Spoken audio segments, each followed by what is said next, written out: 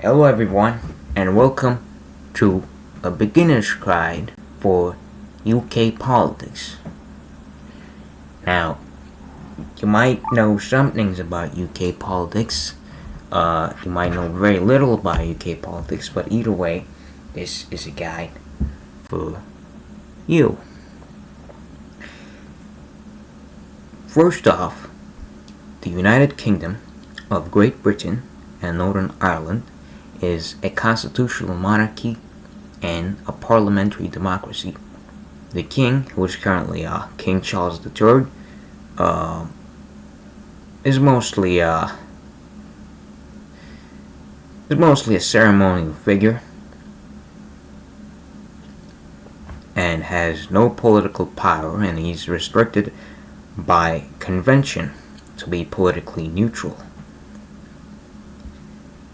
The real power lies with Parliament.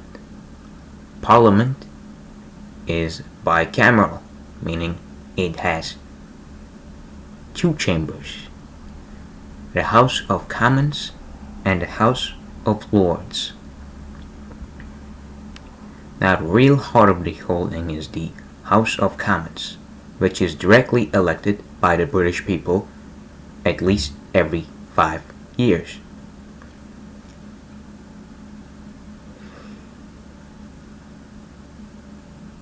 The House of Commons consists of 650 elected members of Parliament, or MPs for short, each elected to represent local constituencies.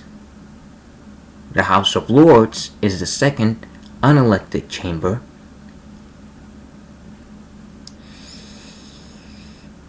composed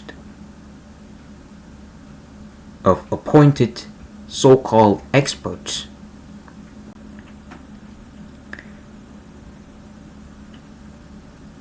Hereditary peers,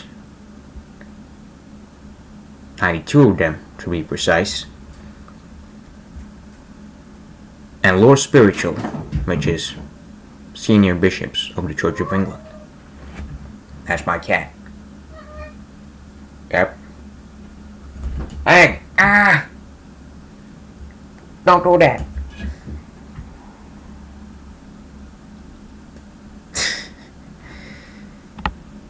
Well, where was I? Oh yes. Parliament.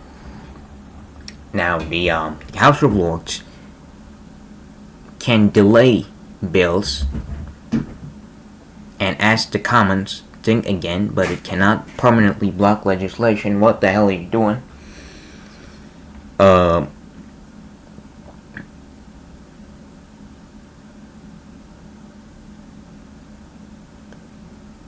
So it basically exists to annoy the House of Commons. And reforming the House of Lords is a recurring debate.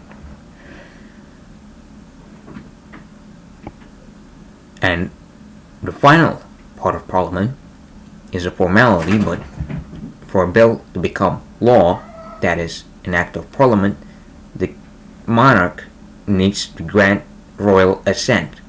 And the last time the monarch refused this was in 1707.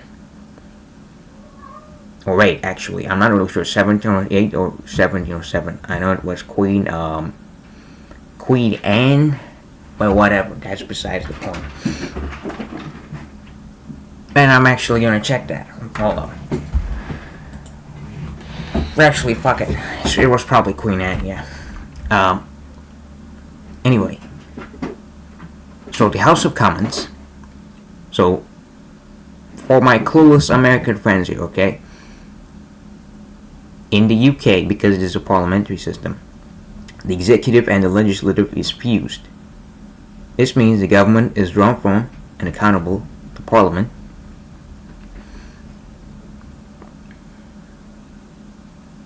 And there's the Prime Minister, the most powerful political figure in the UK.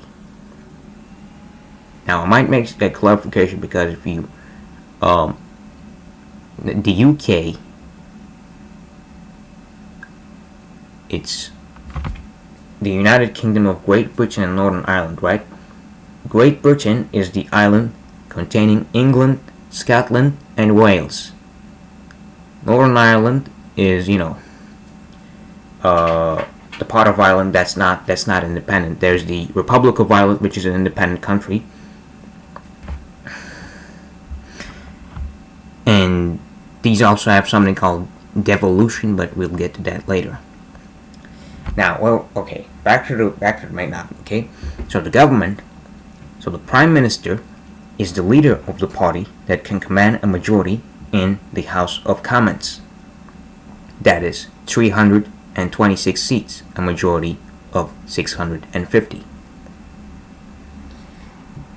If after an election no majority is achieved by any party, that is a hung parliament, and this happened in 2010. Was that the latest time it happened? I'm not entirely sure, but anyway. Well, then you get a minority government or a coalition government, but that is rare. Usually it's one of the parties forms a majority government because of the first past the post system, meaning in every constituency the candidate with the most votes wins, and the votes to the other candidates are basically binned, wasted, poof. So because of this, you'll see a huge disproportionality between the popular vote share for each party and the amount of seats they actually got. So in the 2024 election, the latest general election in 2024, Labour, which is the main center-left party, we'll get to the parties later, Labour got something like 400 plus seats and only like 33% of the vote or some shit. Right? It is absolute insanity. And yeah. Anyway, so moving on. So we've covered the chambers of parliament. We're gonna continue from the government. So the Prime Minister, the Prime Minister is accountable to Parliament, and he's the or she, sorry, Mrs. Thatcher and Mrs. May.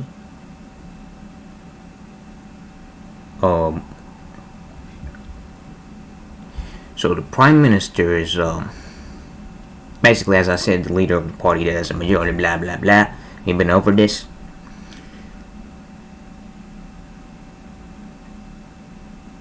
The Prime Minister. Okay, fine. I was going to talk about the cabinet. I just kept saying Prime Minister for some reason. So the cabinet, besides the Prime Minister, you have the Chancellor of the Exchequer, which is just a fancy name. For whatever reason, they picked the fanciest fucking name for basically just the person in charge of the country's finances. And also you got Home Secretary, you got, whatever. So you got like 20 to 25 of these senior ministers. And the Prime Minister, of course, picks these guys. This is the cabinet. And once a decision is made, everyone in the cabinet must either publicly support it or resign. That's known as collective responsibility. Now, what about the judiciary, you might ask? What about the Constitution? Well, here's the thing. The UK has no codified constitution. The UK's constitution is a mix of statute law, that is, acts of parliament, convention, tradition,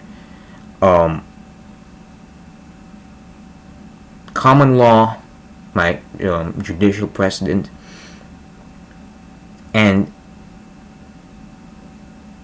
since 2009 the UK does have a Supreme Court, but it can't strike down legislation Parliament passes. Parliament has absolute legislative power, that is parliamentary sovereignty. It can make or unmake any law. Its legislative power is basically unrestricted, and so this Supreme Court can only rule whether the government acted lawfully. It cannot strike down legislation passed by Parliament. Anyway, got that out of the way. Prime Minister, government. Then the second largest party in the House of Commons is the opposition, and they get to have this shadow cabinet, which sounds very shady. They get to have this shadow cabinet and basically just, shadow chancellor of the exchequer. They just shadow the actual cabinet. They, basically just shadow them. Just each of them are like, you get the fucking point. You get the fucking point.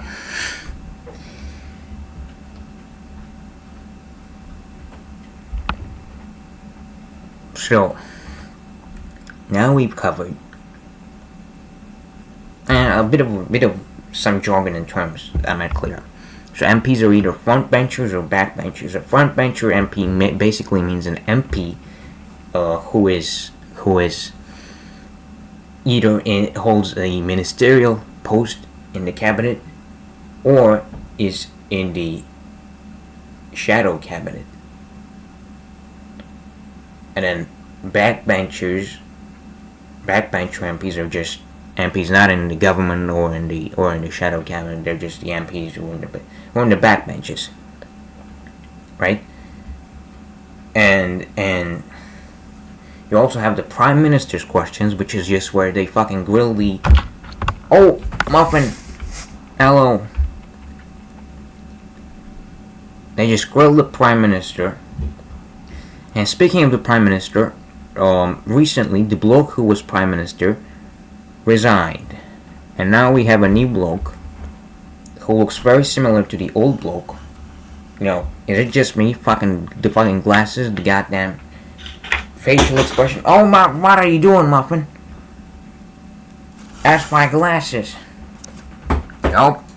I got caught.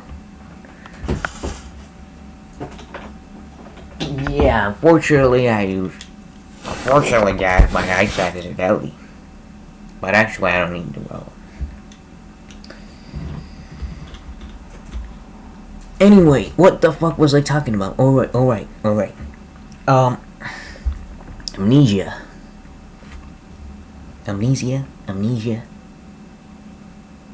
Pronunciation is tricky. I think it differs. Anyway. What the fuck was I talking about? Okay. So you got the whips. In Parliament, you got the whips, who just basically make sure the MPs in the party vote in line with what the party leadership wants. And this, in UK politics, this is very strict. Like, it's not like in US politics where breaking rank is common. Like, there's something called withdrawing the whip. There's like a 3-line whip, which basically means get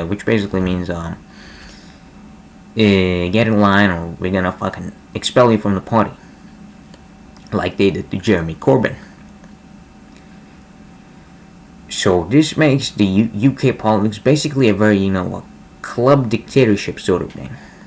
Because both parties, well, the Tories are especially good at knifing their leaders. They're pretty damn good at that. I mean, the Tories were in government for 14 years, we'll get to that later, but in those 14 years, they burned through not 3, not 4, but 5 prime ministers. And speaking of the Tories, I believe it's time for us to talk a little bit about the parties. Now, the parties I'll cover are, of course, the 2 big parties, and then some regional ones alongside that have gotten a significant share of the vote in the 2024 election, but I'll try to keep it short. I won't have too many parties included. And I won't include the Northern Ireland parties because that's a whole other entire party system. I'll try to keep this section short. So first you have the Tories. or conservatives, but Tories is a nickname for them. It has a really interesting historical etymology, the nickname Tory, but these guys are the main, the main right-leaning party, sort of. They like a strong fucking. They basically, they're the fucking Tories. Now, you used to have. Okay, I gotta explain. I gotta actually explain this. So the Tories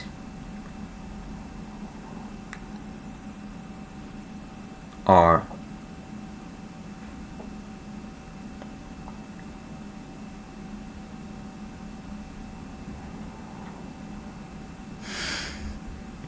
okay. They're basically just fucking support, lower taxes, a stronger state, the free market, what else? Traditional values. They're currently led by Kemi Badenoch, who is very keen on culture war stuff. But they're having a bit of a crisis. They're now in the opposition after 14 years in government. And well, the thing is, the moderate Tories, or One Nation Tories, have been almost entirely purged way back under Johnson.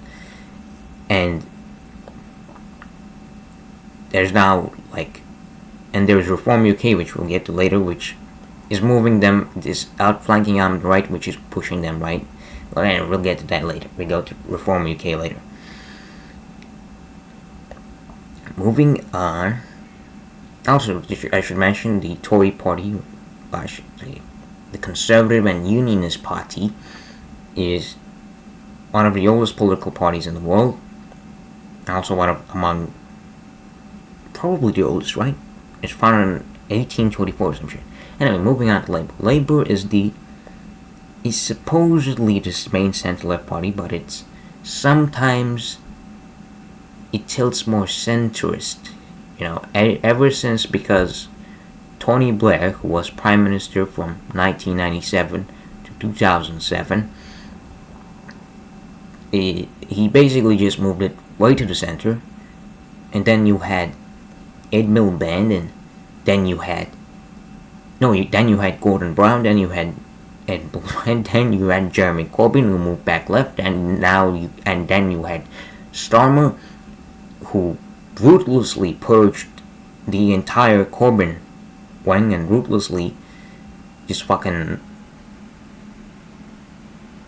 It's really dictatorial, UK's internal party politics. And then you have that's it for Labour. That is all I can little say about Too Big. They suck. They suck ass. That's just all you gotta know. And all of them suck ass. That's the point. This is what you get with the first past the post system, people. Use proportional. What the fuck are you doing? Anyway, I'm too biased apparently. Now you need to understand. Okay, you don't need to understand shit. Just move on to the next fucking part. What is it? Oh yes, the Liberal Democrats. The guys who are basically they're hyper local. They're basically, the way they win seats now, they're pretty damn good at winning seats still. They won 70 something seats last time. And the Lib Dems are economically center to center left. They're socially very liberal. They were in government from 2010 to 2015, where they broke a pledge to eliminate university tuitions and then fucking tripled them. So that kind of eroded their kind of shit. And then now you have a bit of a comeback under their current leader, Ed Davey.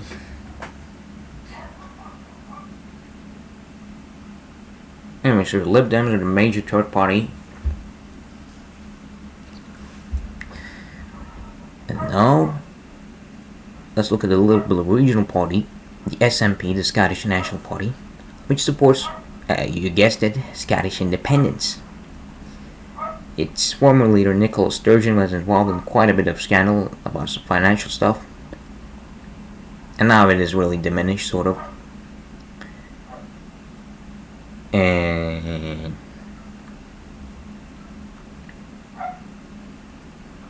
got the Green Party of England and Wales, I think. It's just your typical fucking Green Party. And now Reform UK, which is just, you got this guy, okay, Nigel Farage. He is basically the guy who sort of engineered Brexit.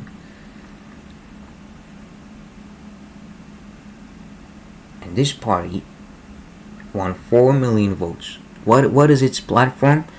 Its platform is basically just shitting on, like, what the fuck is the Reform platform? I'm not even sure. Like, it's so fucking, it's a populist party. It's a populist party. It's like, it's not like it. I think it's like one of those where the score points is just like, what the hell is going on? What is happening to me? I gotta wrap this up quickly. Anyway, Reform UK is a populist right-wing party led by this guy Nigel Farage, who I talked about. And it's a Eurosceptic. Well, Britain is out of the EU, so it's not a really big deal at this point. But it opposes immigration. Frames a really law and order type of thing. Does culture wars, all that shit. And right now, believe it or fucking not, polls are showing it at a fucking, polls for it are at an all-time high. So that's interesting. And we'll wrap it up with, I don't know what we'll wrap it up with. How are we gonna wrap it up with? Oh yes, devolution. You see, since the late 90s, Scotland, Wales and Northern Ireland have their own devolved parliaments. Now Scotland can legislate on healthcare, education and some taxation. The Welsh Parliament is more limited, can do most of that stuff too. The Northern Irish Parliament is unique because it has a power sharing agreement between the Unionists and the Nationalists, a part of the Good Friday Agreement. And basically it's just, devolution, devolving power from Westminster to those well, the Scotland, Wales and Northern Ireland. And a paradox is, I guess, it's basically that England, because England does not have a devolved parliament of its own, this means that Scottish, Welsh and Northern Irish MPs in Westminster can vote on England-only matters, but English MPs in Westminster cannot vote on Scottish, Welsh, or Northern Irish devolved matters. And I think that's where we'll wrap this up. Did this teach you more about UK politics? I damn well hope it did. How many minutes has it been? 24. Yeah, we'll wrap it up. Is that 24? Yeah, we'll wrap it up there. Goodbye, guys. Love you, and be ready for the next one, because it's gonna be pretty damn shit.